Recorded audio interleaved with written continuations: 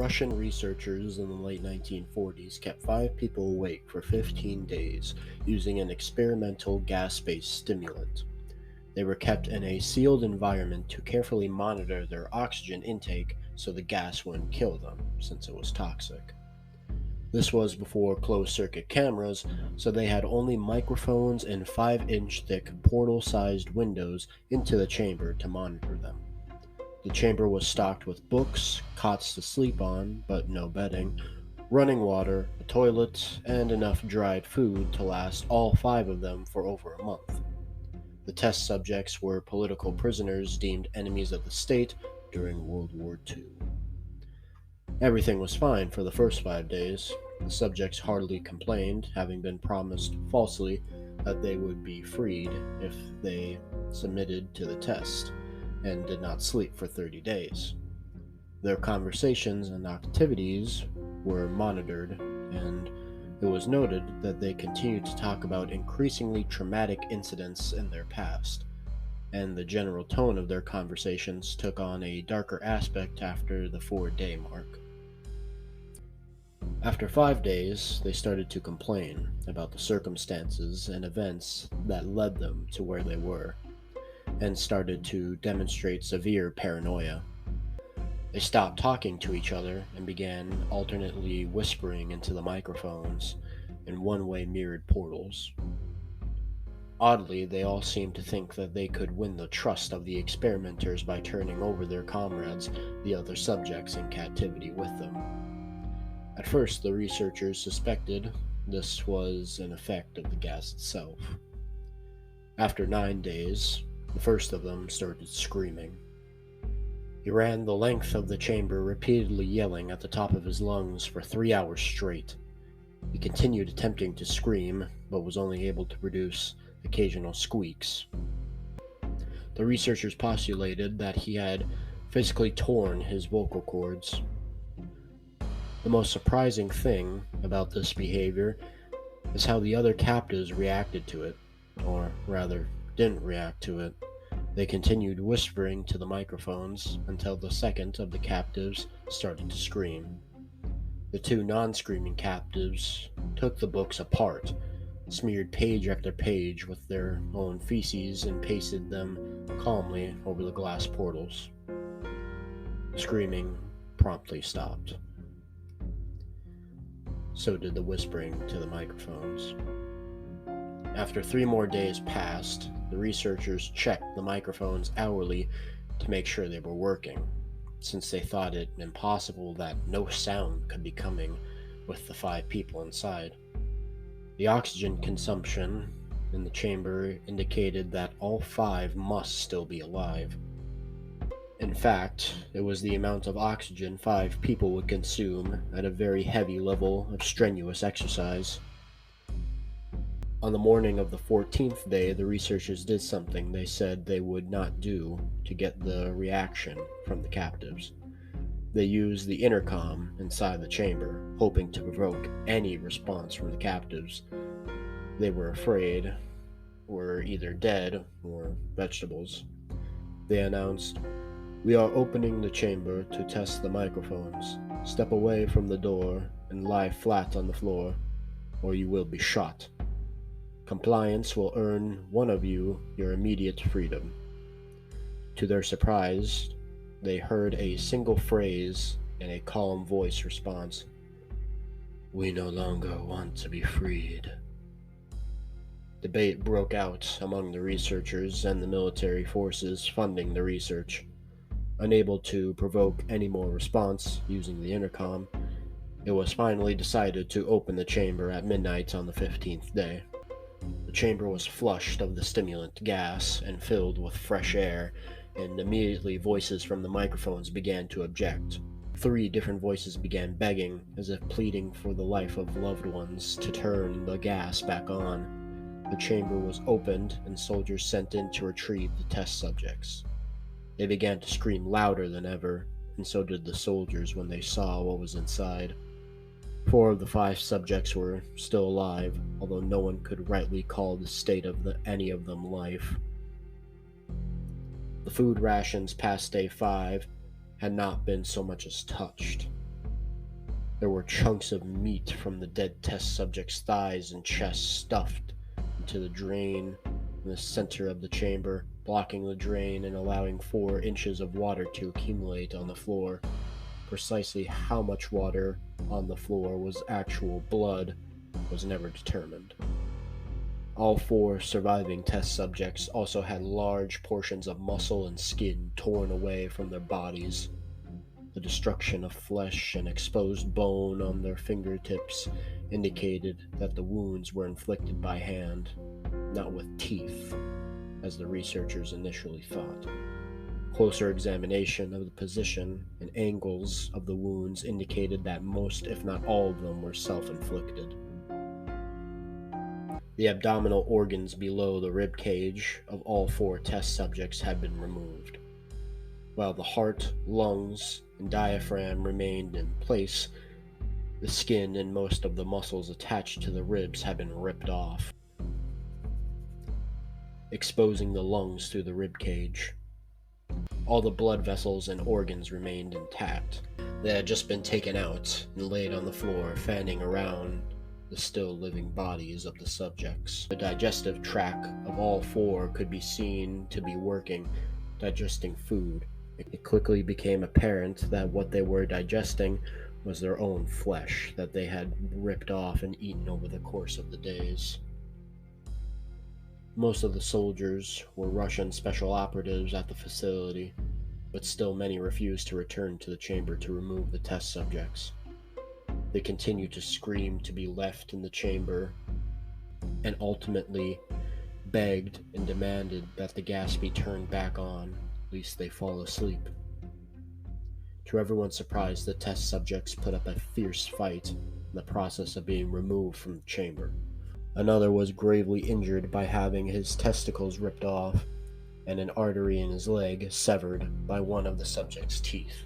Another 5 of the soldiers lost their lives, if you count ones that committed suicide in the weeks following the incident. In the struggle, one of the 4 living subjects had his spleen ruptured and he bled out almost immediately. The medical researchers attempted to sedate him, but this proved impossible. He was injected with more than 10 times the human dose of morphine and still fought like a cornered animal, breaking the ribs and arm of one of the doctors. When his heart was seen to beat for a full 2 minutes after he had bled out, this led to a point where there was more air in his system than blood. Even after it stopped, he continued to scream and flail for another 3 minutes, struggling to attack anyone in reach, and just repeated the word "more" over and over, weaker and weaker, until he finally fell silent. The surviving 3 test subjects were heavily restrained and moved to a medical facility. The 2 with intact vocal cords continuously begging for the gas, demanding to be kept awake. The most injured of the 3 was taken to the only surgical operating room in the facility. In the process of preparing the subject to have his organs placed back within his body, it was found that he was effectively immune to the sedative they had given him to prepare him for the surgery. He fought furiously against the restraints when the anesthetic gas was brought out to put him under.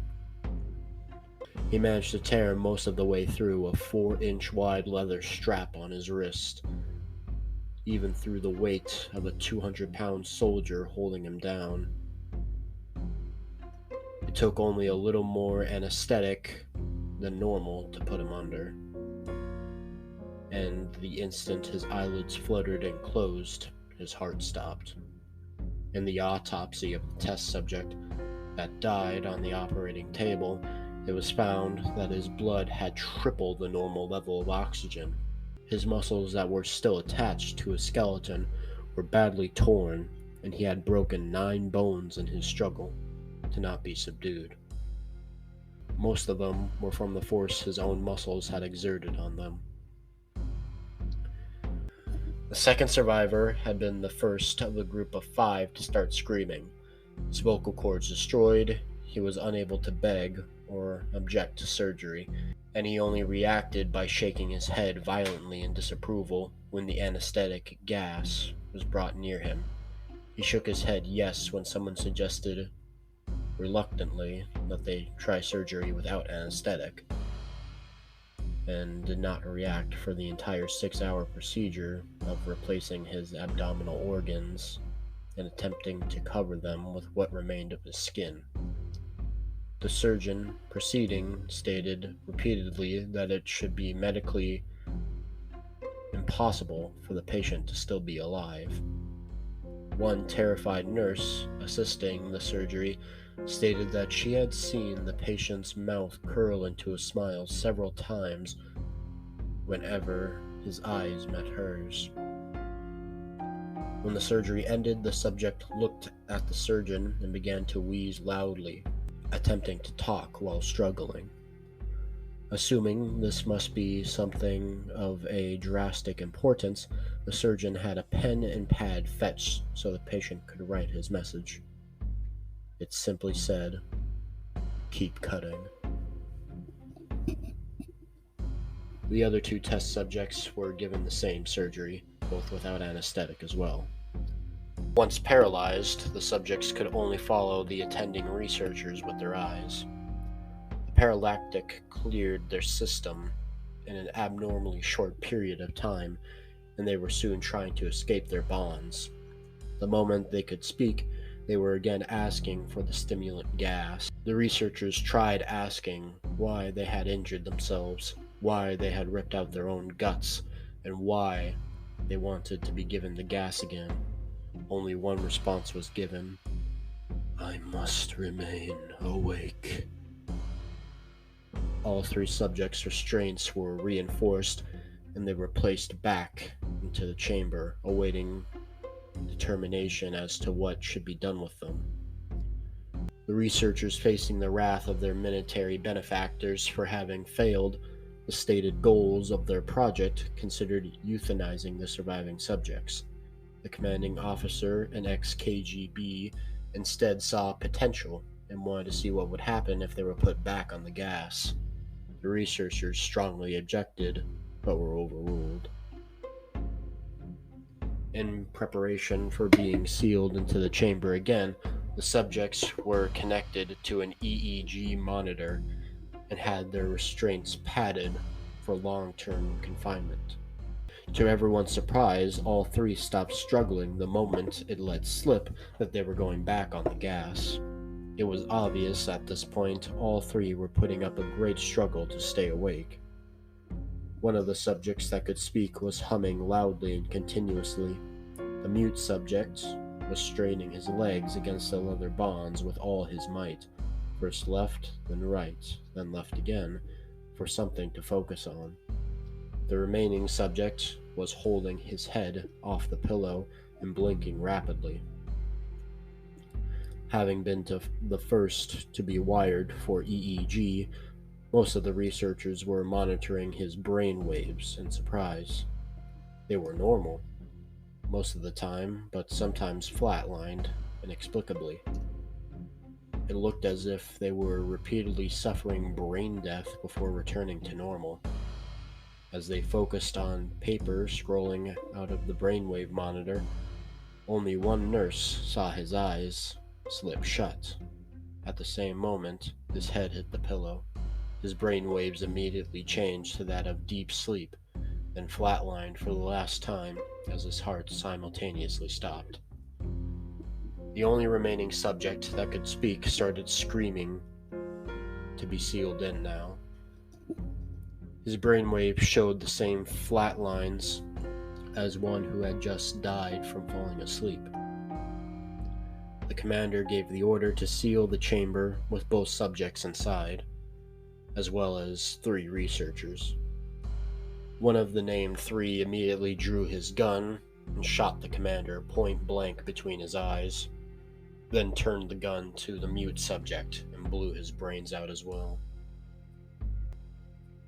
He pointed the gun at the remaining subject, still restrained, to the bed.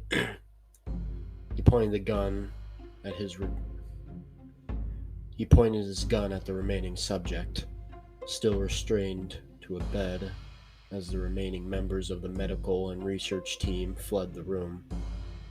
"I won't be locked in here with these things. Not with you," he screamed at the man strapped to the table. "What are you?" he demanded. "I must know." The subject smiled. "Have you forgotten so easily?" the subject asked. "We are you. We are the madness that lurks within you all, begging to be free at every moment in your deepest animal mind. We are what you hide from in your beds every night. We are what you sedate into silence and paralyze when you go into nocturnal haven, where we cannot tread." The researcher paused and aimed at the subject's head. The researcher paused, then aimed at the subject's heart and fired. The EEG flatlined as the subject weakly choked out, "So nearly free."